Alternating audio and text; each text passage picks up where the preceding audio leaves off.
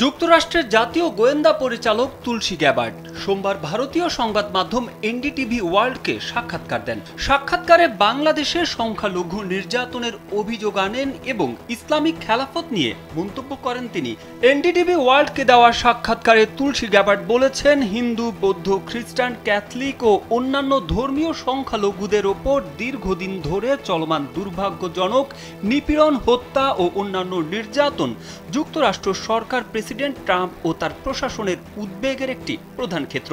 সোমবার রাতেই তুলসী গ্যাবার্ডের বক্তব্যের প্রতিবাদ জানিয়েছেন অন্তর্বর্তী সরকার। আর মঙ্গলবার বাংলাদেশের সংখ্যালঘু নির্যাতন এবং ইসলামিক খেলাফতকে কেন্দ্র করে যুক্তরাষ্ট্রের গোয়েন্দা প্রধান তুলসী গ্যাবার্ড যে মন্তব্য করেছেন সেটি গুরুতর বলে আখ্যা দিয়েছেন পররাষ্ট্র উপদেষ্টা মোহাম্মদ তৌহিদ হোসেন। মঙ্গলবার সাংবাদিকদের মুখোমুখি হয়ে এসব কথা বলেন তিনি। তৌহিদ হোসেন বলেছেন, প্রধান উপদেষ্টার কার্যালয় যে প্রতিক্রিয়া জানিয়েছে, পররাষ্ট্র মন্ত্রণালয়ের অবস্থান ওটাই।